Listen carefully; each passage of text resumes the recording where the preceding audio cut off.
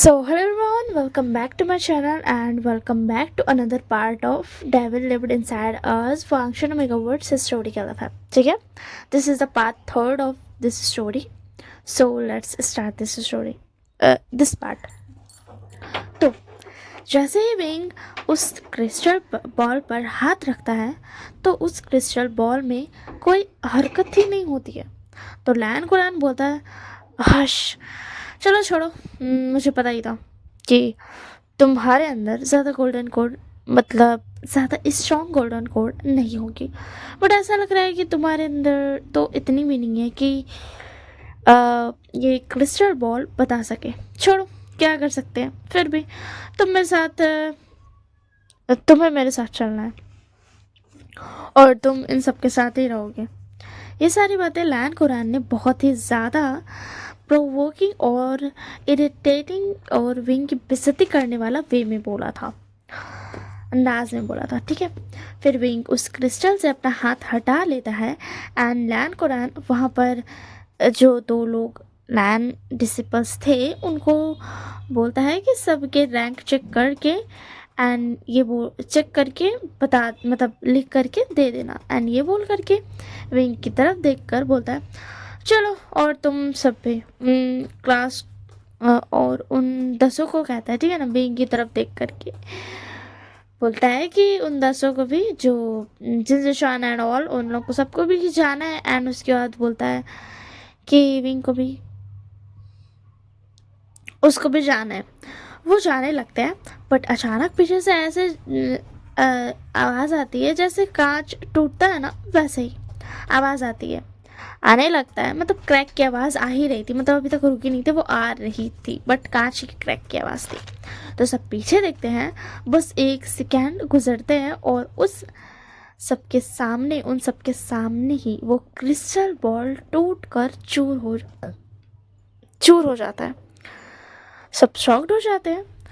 तब लैन कुरान सबके शॉकिंगनेस को दूर करते हुए कहता है, लगता है इतना सालों से सबकी गोल्डन कोड चेक करने की वजह से ये टूट गया। कोई ना, ये लो दूसरा। एंड ये बोल करके लैन कुरान अपने पास से दूसरा क्रिस्टल बॉल उन दोनों लैंड डिसिपल्स को तरफ बढ़ा देता है। एंड इधर हमारा विंग उस क्रिस्टल बॉल को टूटते हुए देख करके एक स्मैक करता है एंड बोलता है, तुम यही डिजर्व करते थे। बट शायद विभूषण को भी नहीं पता था, नहीं जानता था कि वो क्रिस्टल बॉल किसी और की वजह से नहीं, विंग की वजह से ही टूटा है, विंग की गोल्डन कोर की वजह से ही टूटा है। एंड फिर लैन कुरान उस सबको वहाँ से अपने साथ ले जाते हैं।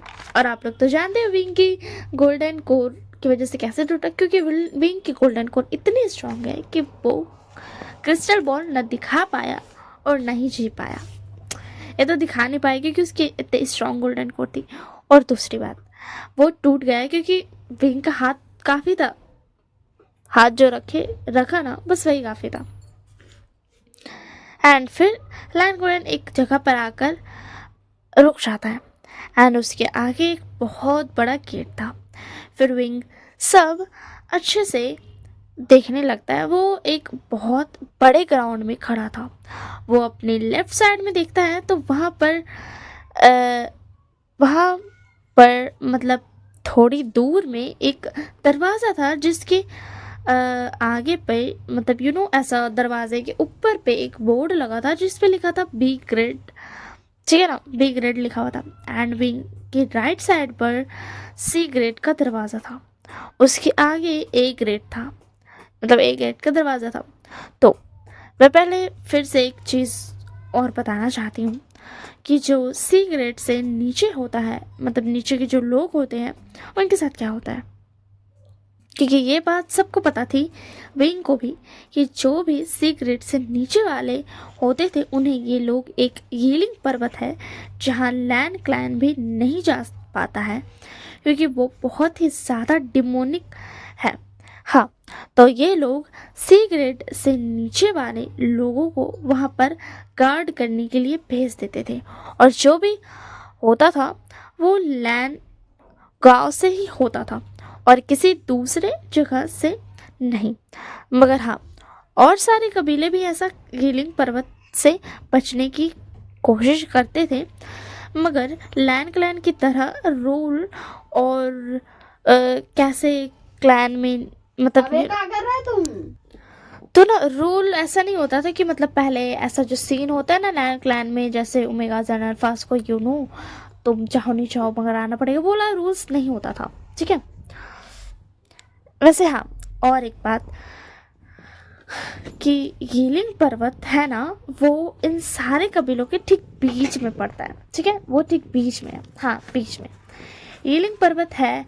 एंड उसके आगे नॉर्थ में जिन कबीला है, एंड साउथ में लैन कबीला, एंड वेस्ट में जैंग कबीला, और ईस्ट में वेन और निया कबीला है। सब बराबर की नज़दीके में है, ठीक है ना। और हाँ, ये और भी सारे जो मो कबीला हुए या फिर यू कबीला, ये सारे कबीले ना अपना अपना जगह पर पड़ते हैं, ठीक है ना। मतलब ऐसा सामने पे जो होता है ना, सामने पे यही सारे कबीले हैं, बाकी उनके पीछे जितने कबीले होंगे वो तो, बट हाँ सारे कबीले से ज़्यादा पावरफुल लैन कबीला था, ठीक बीच में है हीलिंग पर्वत, ओके। एंड या वन मोर, लैन कबीला थोड़ा ज़्यादा नज़दीक है हीलिंग पर्वत से, मैंने बता दिया। तो अब आगे बढ़ते हैं। तो लैन क्लैन सबको एक रेड वाले दरवाजे को खोलकर सबको उसके अंदर लेकर आ जाता है, एंड वहाँ पर बहुत सारे रूम्स थे।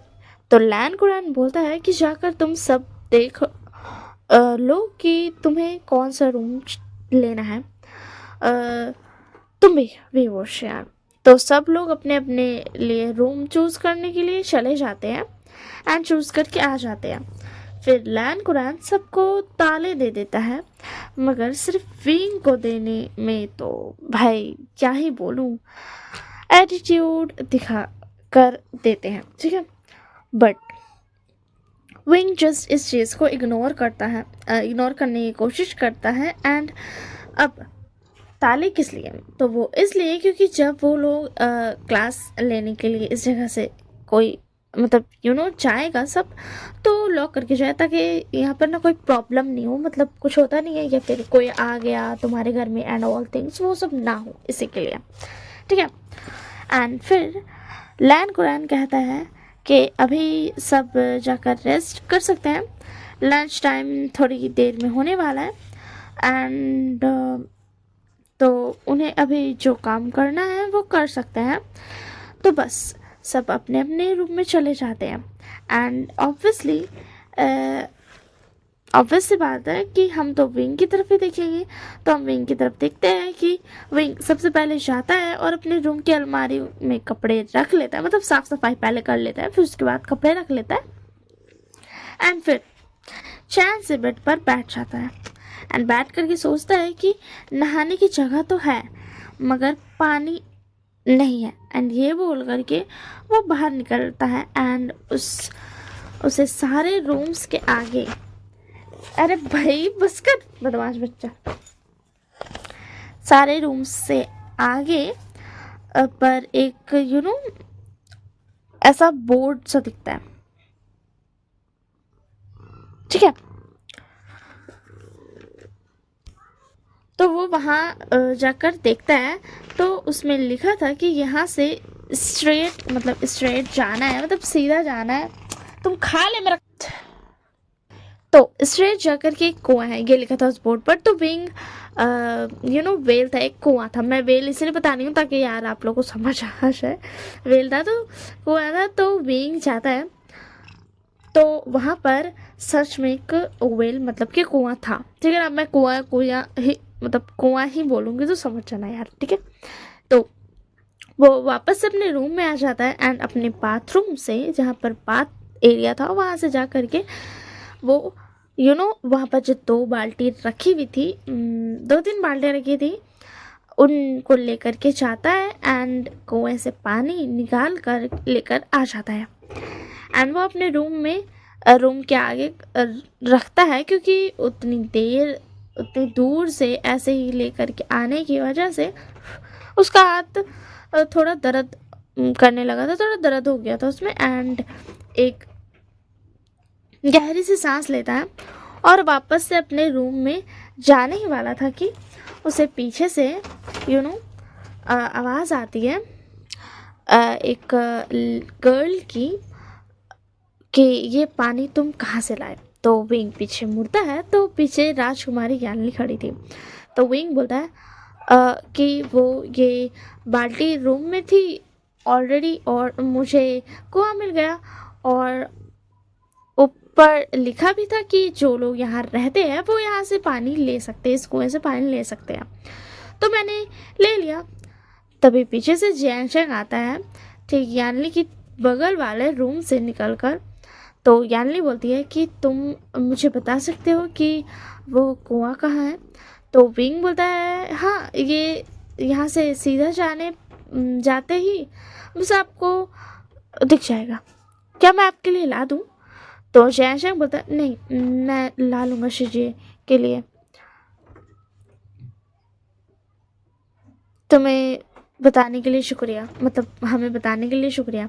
एंड वहाँ पर सभी अपने अपने कमरों से निकल चुके थे, तो सभी को पता चल जाता है कि पानी कहाँ है, कहाँ से मिलेगा नहाने का। तो ऐसे ही लंच का टाइम हो जाता है।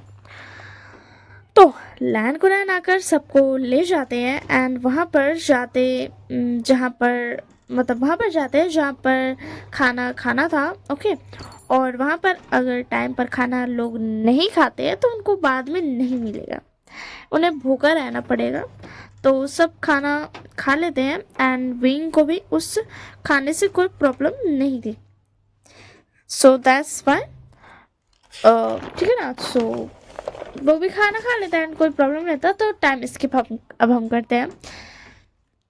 खाना खाने के बाद लैंड कुरैन सबको क्लास के लिए ले जाता है, ओके। तो इस पार्ट के लिए इतना ही। इससे आगे की स्टोरी नेक्स्ट पार्ट में। That's all for today, bye bye and take care. Next part हम देखें कि क्लास कैसा होगा, मतलब क्या होगा आखिर। क्लास है तो क्लास में आखिर क्या होगा ये दिखाया जाएगा। सो that's all today and take care of yourself. Bye bye and take care.